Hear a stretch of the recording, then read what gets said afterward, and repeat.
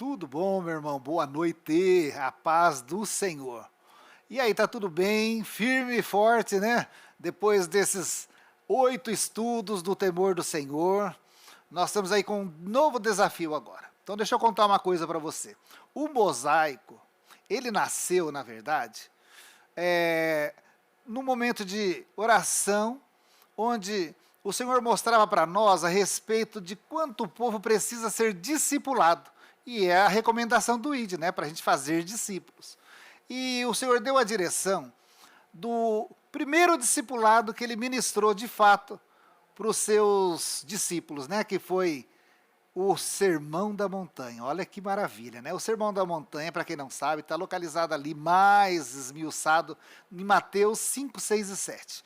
Então, eu quero convidar você agora a aceitar esse desafio que nós teremos pela frente, onde nós seremos discipulados pelo Sermão da Montanha, o discipulado de Jesus. Então nós vamos ter uma série de ministrações, não sei quantas serão, porque nós não estamos com pressa. Você está com pressa? Eu não estou com pressa. Eu quero aprender aquilo que o Espírito Santo quer me ensinar.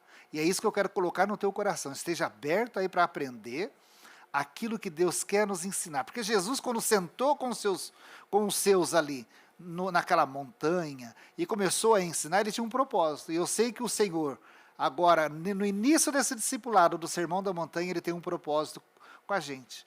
Então nós vamos dar início hoje. A pastora Miriam vai trazer o estudo das bem-aventuranças. Então eu recomendo para você, pega um caderninho, pega a sua Bíblia, já deixa aberta aí, né, começa ali Mateus 5, 6 e 7, né, deixa já ali em 5, né, Mateus 5, e a pastora Miriam então vai conduzir o nosso estudo nas próximas semanas a respeito das bem-aventuranças. É o mesmo esquema, né, você vai clicar ali, vai ter um link do quiz, onde você responderá as perguntas, essas perguntas mais é para você mesmo testar o que você aprendeu, e tenta extrair o maior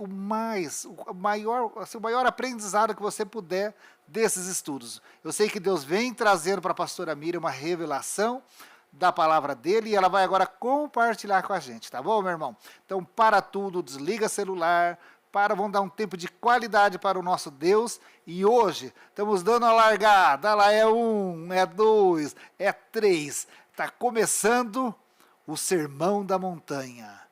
O discipulado de Jesus. Bom estudo para você, meu irmão.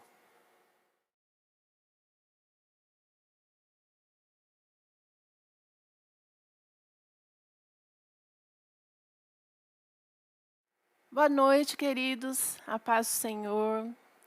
Graça e paz. Que Deus possa estar abençoando a vida de cada um de vocês que separou aí um tempinho para estar conosco neste caminho, nesta jornada que vamos ter aí de estudos. E olha, eu posso dizer para você, tenho certeza que será uma grande bênção. E nós vamos estar aprendendo um pouquinho, né? Eu quero, assim, com a graça de Deus, é claro, poder passar para vocês um pouquinho sobre as bem-aventuranças. E eu espero que, assim como para mim foi uma grande bênção, quando eu paro para estudar sobre esse tema, eu quero assim e desejo mesmo de todo o meu coração que o Espírito Santo possa falar com você, possa ministrar no seu coração assim como está ministrando comigo. Então, para que a gente possa começar bem, né, vamos fazer uma oração, pedir a Deus que Ele fale conosco nessa noite, tá bom? Aí onde você está agora, talvez, né, no seu quarto, na sua sala, talvez no carro, enfim, aonde você separou esse tempo para estarmos juntos estudando a palavra, eu quero convidar você a fechar os seus olhos e juntos vamos pedir que o Espírito Santo de Deus se faça presente conosco aqui esta noite, tá bom? Pai querido, Pai amado, oh meu Deus, como nós precisamos de Ti. E eu peço que nesta jornada, Senhor, de estudos da Tua Palavra, o Senhor possa se fazer presente. O Senhor conhece nossos corações, conhece cada um que está neste momento, Pai, ouvindo e vendo, né? Ouvindo aqui a Tua palavra. Senhor, que o Teu Espírito Santo possa nos ensinar, nós precisamos de Ti. Que através da Tua palavra, Senhor, nós sejamos ensinados e sejamos moldados, Senhor, porque precisamos, Pai, nos aproximarmos mais de Ti, Senhor. Precisamos estar alinhados com o Senhor. Nos ajuda, Pai, que neste tempo seja um tempo precioso, aonde nós vamos, Pai amado, entender qual é a Tua perfeita vontade para nós. E eu peço a ajuda do Teu Espírito, Senhor, porque realmente de mim mesmo, Senhor, eu sei que eu não tenho condições, mas através do Teu Espírito Santo, eu sei, Senhor, que aquilo que nós buscamos, que nós estudamos, ó Senhor, através do Teu Espírito Santo, a Tua palavra se tornará viva em cada coração. Por isso eu peço nesta noite, em nome de Jesus, fala conosco, fica conosco e nos ajuda, Senhor, porque somente o Senhor é que pode fazer isso. Em nome de Jesus, nós oramos e te agradecemos. Amém e amém. Graças a Deus. Meu amado, se tem uma coisa que todo homem procura, e procura bastante, é algo que se chama felicidade. E assim, a gente vê as pessoas procurando a felicidade nos mais diversos lugares, não é mesmo? Então, no trabalho, no emprego, né, a gente vê que tem gente que trabalha, nunca se dá por satisfeito, porque não preenche o seu coração, o muito trabalhar. Nós sabemos que o trabalhar é bom, ele traz resultados, inclusive financeiro, né? Mas não é o que preenche o coração do homem. Não é aquilo que satisfaz totalmente. Às vezes a pessoa procura a felicidade em uma pessoa, em uma outra pessoa. Mas as pessoas não podem dar felicidade a ninguém, porque nós somos falhos, nós erramos, falhamos e muitas vezes, aliás, quase todas as vezes, nós decepcionamos porque a gente erra, né? Enfim, as pessoas procuram a felicidade nos mais diversos lugares, em religiões, nas bebidas, nas baladas, mas nada disso traz realmente a verdadeira felicidade. E por que eu estou falando isso? Porque é justamente sobre isso que a gente vai começar falando essa noite. E eu quero te mostrar o caminho da felicidade. Porque Jesus falou para nós como ser feliz, Ele nos ensinou. E é justamente isso que nós vamos falar nessa noite. Então, se você tem aí com você a Bíblia, eu quero te convidar a abrir.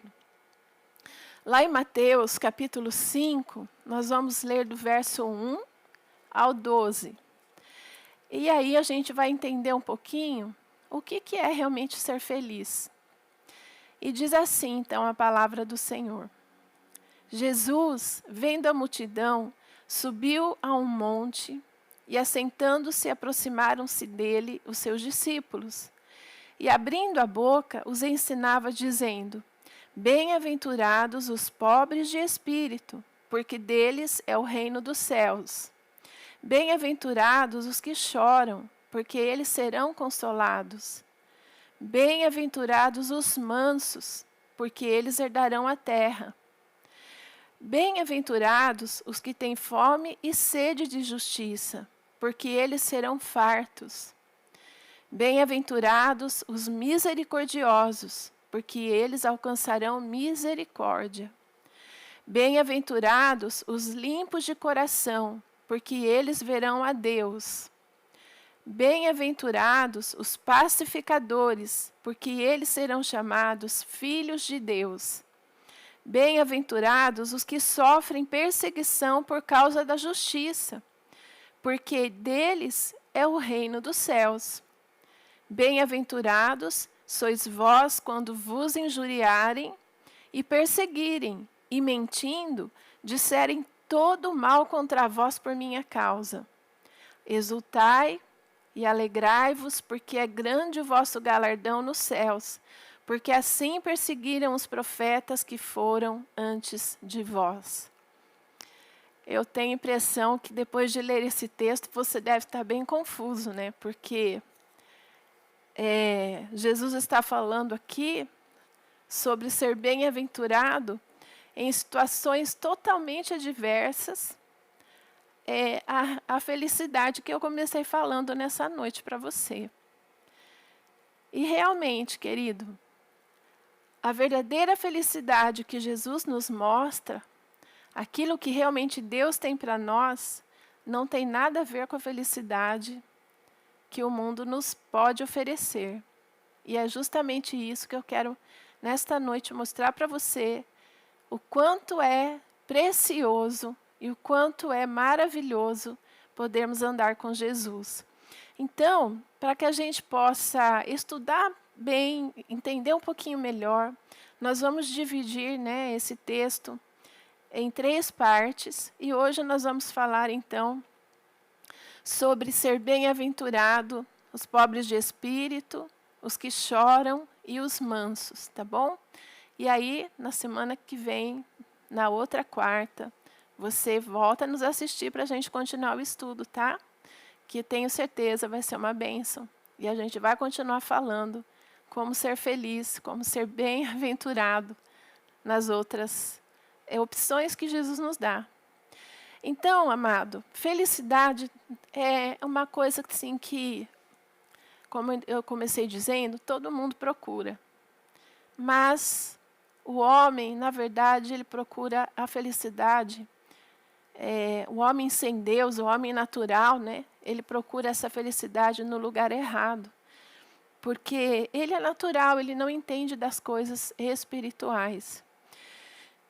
E a verdadeira felicidade, aquilo que Jesus realmente tem para nós, aquilo que Deus tem para nós, a felicidade verdadeira, ela não é uma pessoa, ela não é uma coisa, ela é um estado de alma, é uma condição de viver e desfrutar de uma comunhão plena, inteira com Deus. Isso é independente da situação que a gente estiver passando. Então, seja qual for a situação que a gente estiver vivendo, a gente vai ser feliz. Nós vamos estar felizes, nós vamos estar bem. Porque a nossa verdadeira felicidade, a nossa alegria, não depende de nada, das condições de vida, das situações que nós possamos enfrentar aqui neste mundo. Porque nós vivemos esta condição plena, esta condição de estar bem com Deus, né? Então, queridos, a palavra bem-aventurado, ela, do grego e do hebraico, né?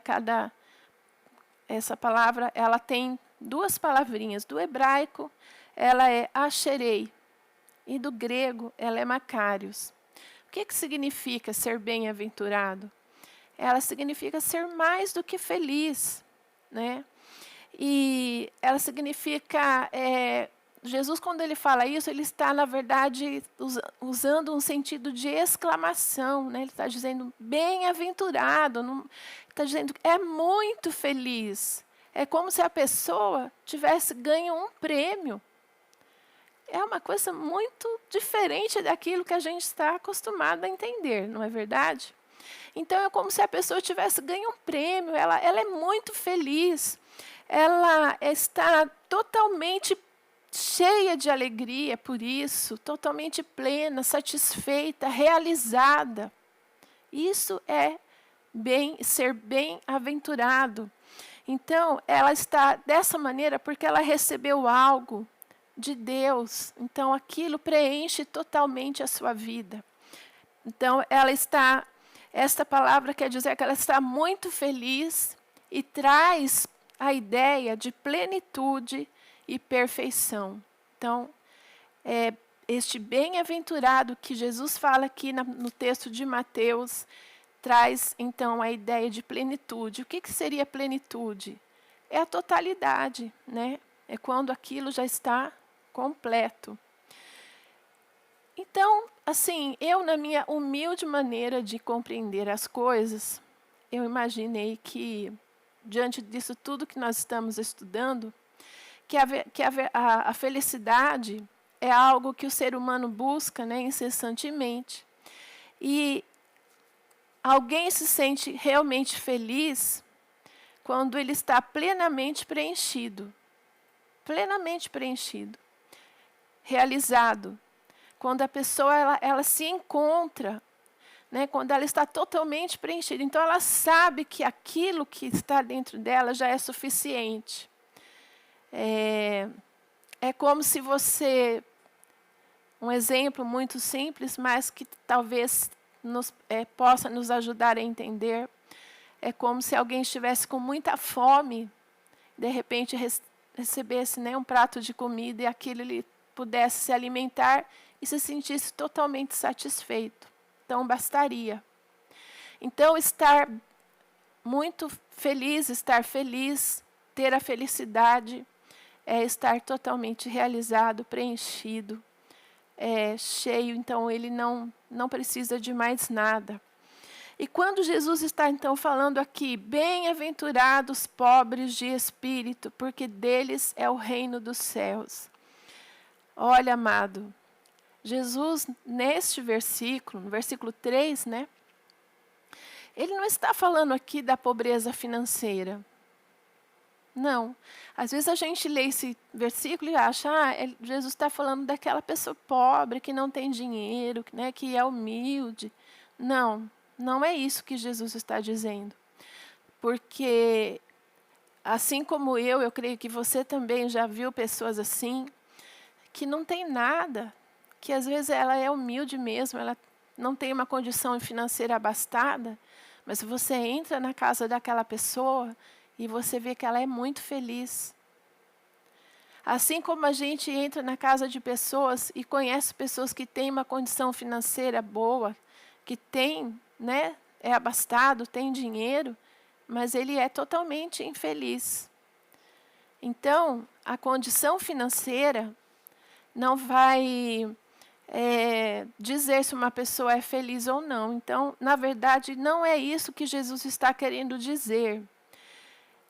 Essa pobreza que Jesus está falando aqui não tem nada a ver com o status social da pessoa. Jesus está falando aqui da pessoa que tem necessidade por Deus. A pessoa que sente falta dele. A pessoa que precisa dele. E isso é independente da sua condição financeira.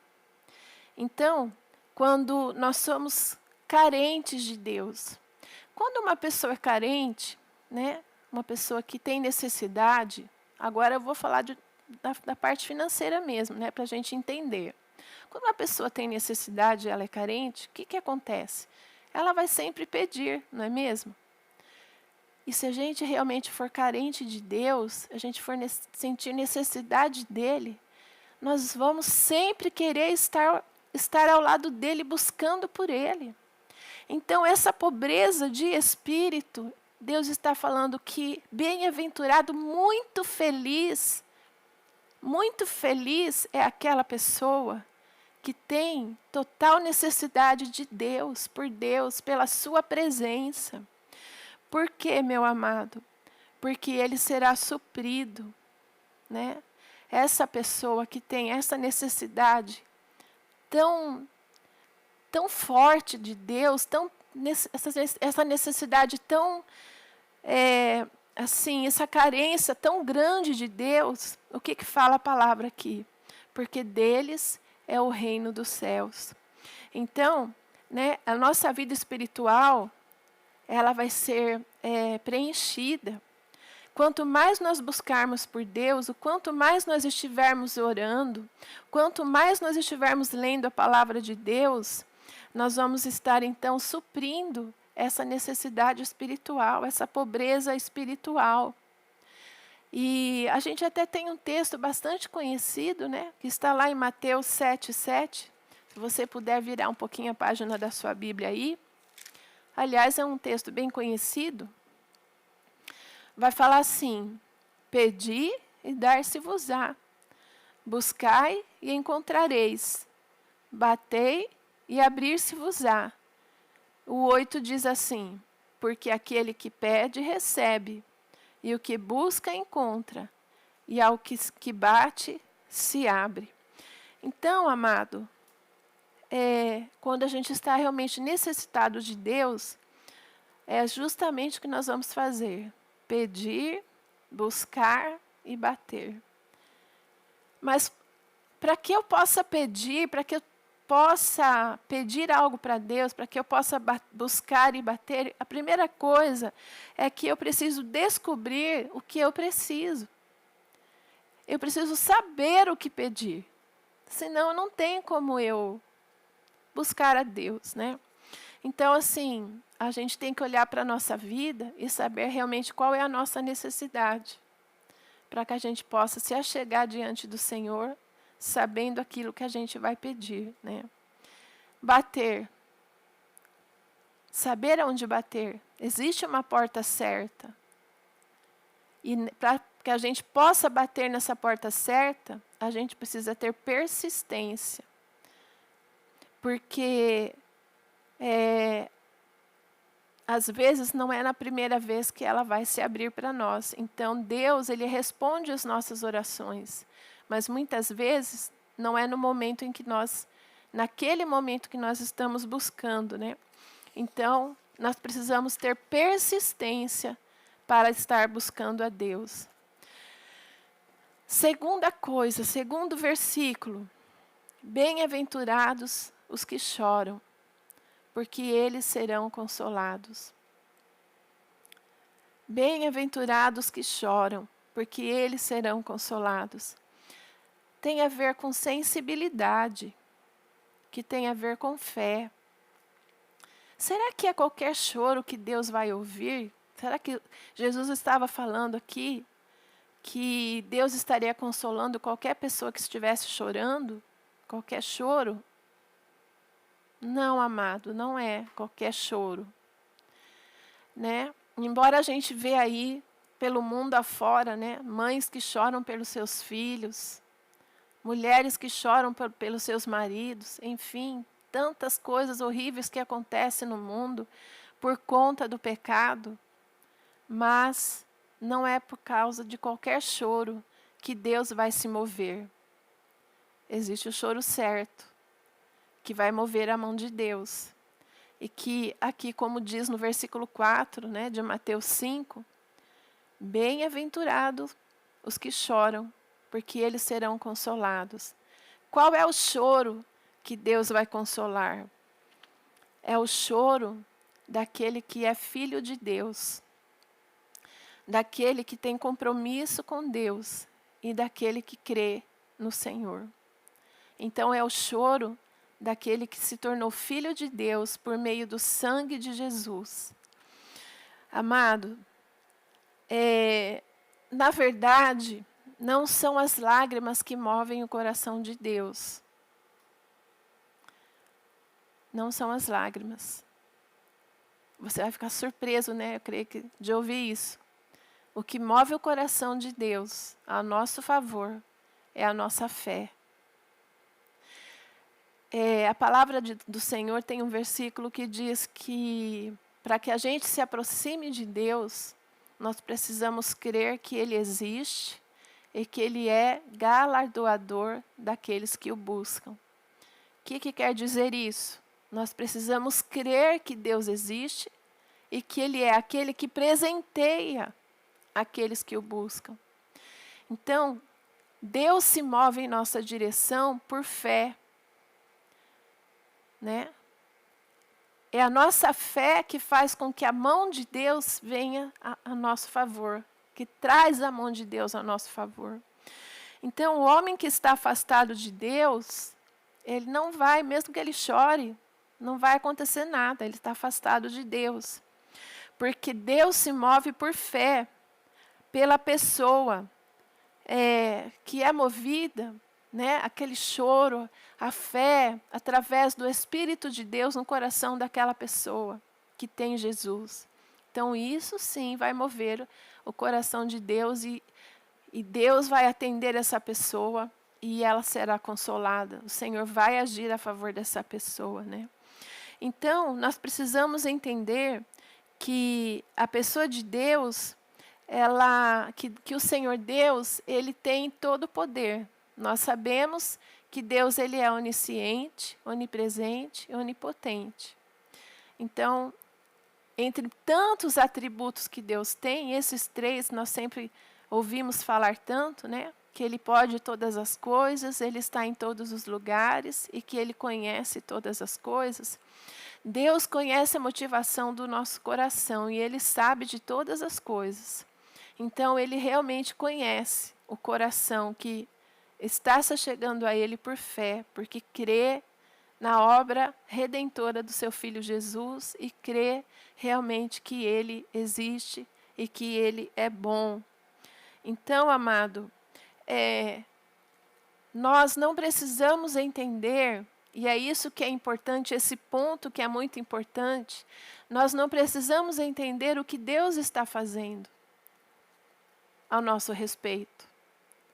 Nós precisamos crer que Ele está fazendo. O que é importante é nós sabermos que Deus está agindo. Ora, se nós oramos, se nós buscamos, se nós colocamos diante dEle, nós sabemos que Ele está agindo, que Ele está fazendo. Nós não temos que saber o que Ele está fazendo, mas nós temos que crer que Ele está fazendo algo. Então, nós não temos que entender, né, como é o trabalhar de Deus, porque muitas vezes nós não vamos entender mesmo, mas precisamos estar sensível, né? Estar sensível ao Espírito de Deus, estar sensível ao Senhor. E a pessoa que está sensível, ela crê, ela tem fé. O que vai acontecer? Ela é tocada, ela tem, né, a sensibilidade do Espírito Santo de Deus e ela é tocada pela presença do Senhor Deus. Algo que Deus deseja fazer com o nosso coração, que está lá em Ezequiel 36, 26, que é transformar o coração do homem de pedra, coração duro, né, num coração maleável. Sabe, amado, o Senhor ele deseja muito que nós possamos nos achegar a Ele e que nós possamos entender o quanto Ele nos ama. E que nosso coração seja um coração maleável a Deus. Que não seja um coração duro, né? Um coração que se negue a permitir que Deus trabalhe. Que se negue a permitir que o agir de Deus na nossa vida. Então, né, o que Deus quer fazer conosco é transformar o nosso coração. E nós podemos ver, através da palavra, quantas vezes o seu povo Israel, ele foi duro de coração, ele rejeitou a voz do Senhor, ele não permitiu que Deus agisse por ele mesmo, conhecendo a Deus como ele conhecia. E o que aconteceu? Muitas vezes isso trazia sobre Israel consequências muito difíceis. Então, amado, depois Israel, né, sofria as consequências, aí ia chorar diante do Senhor, né? Mas nós sabemos que a nossa alma, ela precisa estar, na verdade, alinhada com a vontade do Senhor. A nossa alma, ela precisa se derreter por Deus. Irmãos, nós temos que entender o seguinte, olhando para a palavra, nós vemos o apóstolo Paulo falando muito sobre a luta da carne com o espírito, né? A alma, a carne e o espírito. Por quê? A nossa carne, a nossa alma, ela não quer fazer aquilo que o espírito quer fazer. Então existe uma guerra, uma luta constante em nós. E aí nós precisamos permitir que o Espírito que está em nós, porque nós fomos formados por Deus, Espírito, alma e corpo. Então, uma vez que Jesus entrou no nosso coração, nosso espírito foi vivificado. E então, a partir daí, existe essa guerra dentro de nós. Porque a nossa carne luta com o nosso espírito para que a gente não faça as coisas do espírito. Mas vai vencer quem? Aquele que nós alimentarmos mais. Se nós estivermos buscando a Deus, tendo a nossa intimidade com o Senhor, lendo a palavra, buscando por Ele, orando, nosso espírito vai se tornar forte. Agora, se eu não fizer isso, a nossa carne vai estar alimentada. E ela, então, vai subjugar o nosso espírito. E aí, a carne vai prevalecer sobre o espírito. E é onde vai acontecer o pecado na nossa vida. Então, amado, o que precisamos entender? Nessa ordem que Deus nos dá, quando Ele deseja que nós venhamos a nos aproximar dEle, é porque nós precisamos realmente crer nele, ter fé, estar sensíveis à presença de Deus, para que o nosso espírito seja alimentado, para que a nossa carne não prevaleça, de forma que, como está dizendo aqui na palavra do Senhor, né, nós já entendemos que aquele que é pobre de espírito é aquele que tem dependência de Deus, que é carente por Deus. E agora nós estamos entendendo que aqueles que choram, que são os que são consolados, são aqueles que choram pela causa do Senhor, que choram pela presença de Deus, porque creem nele, estão sensíveis e sentem o toque do seu espírito. Mas isso só é possível naquela pessoa que não tem o coração duro, que foi tratado por Deus, que foi movido pelas mãos do Senhor, né? Que não está com a sua mente cauterizada pelo pecado e que está realmente cheio da presença do Senhor. Então, essa pessoa, ela será consolada por Deus. E a última coisa que nós vamos estudar hoje, né, é o verso 5 que diz: bem-aventurados os mansos, porque eles herdarão a terra. O que será que é ser manso? Né? O que será que é esse manso que Jesus está falando aqui? Bem-aventurados os mansos, porque eles herdarão a terra.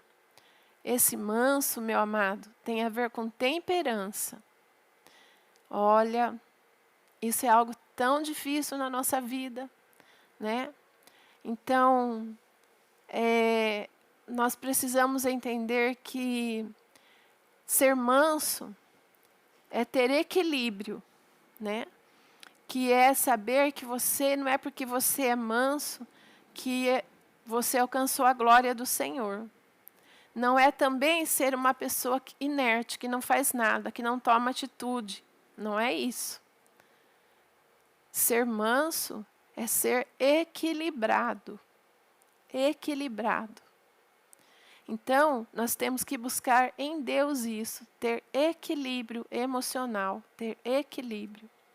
Mateus 5,13 vai falar para a gente sobre ser, Jesus também que está falando isso, sobre ser o sal da terra. E nós sabemos que o sal ele é importante na comida, não é verdade? Se a gente colocar demais, o que vai acontecer? Vai estragar o sabor, né? Vai ficar muito salgado. Não, é ruim comer uma comida muito salgada. Mas também é ruim comer uma comida sem sal. Então, a gente tem que saber dosar a quantidade de sal no alimento para que ela tenha um sabor apropriado, um sabor gostoso, né? Que a gente possa realmente se alimentar. Querido, se você colocar pouco sal na comida, você pode ter certeza que todo mundo vai falar. Se você colocar muito sal na comida, também as pessoas vão falar, que comida salgada, né? Mas se tiver tudo certinho, o elogio vai ser que a comida está boa. Ninguém vai falar que está passando ou que está faltando sal, mas que está no equilíbrio, porque é um tempero importante. E a comida está no equilíbrio. E assim, Jesus falou para nós que nós também deveríamos ser, né? Ser equilibrados, ter o equilíbrio. Então, o sal ele só é lembrado quando ele aparece muito ou ele não aparece no alimento. E assim é a nossa vida também. A gente precisa, então, estar no ponto, né? Para que a nossa vida possa estar equilibrada, que nós tenhamos temperança. E nós sabemos, querido, que a temperança também é um dos frutos do Espírito que está lá em Gálatas, no capítulo 5. Amado, eu espero mesmo que Deus possa ter falado com você, né, sobre esses 3 tópicos que nós estudamos hoje, nesta noite, e que você possa meditar, né, sobre ser pobre de espírito, porque deles é o reino de Deus. Bem-aventurados os que choram, porque eles serão consolados. E bem-aventurados os mansos, porque eles herdarão a terra. Então, amado, aquele que é equilibrado, que tem o tempero no tamanho certo, o Senhor Jesus está dizendo, eles herdarão a terra. Amado, que Deus possa abençoar a sua vida e que você possa desfrutar dessa plenitude, da alegria, da bênção e da felicidade que só Jesus tem para nos dar, né? Da plenitude desta real felicidade por pertencer ao Senhor, quando nós nos encaixamos na palavra dele. Olha, que Deus te abençoe, que você fique na paz do Senhor, tá bom? E eu desejo muito mesmo que a presença de Deus possa fazer parte da sua vida. Gostaria de finalizar com uma pequena oração. Pai, muito obrigado por esses momentos que nós ouvimos a Tua palavra. Abençoa a vida de cada um dos meus irmãos, em nome de Jesus. Amém e amém. Deus te abençoe. Até semana que vem.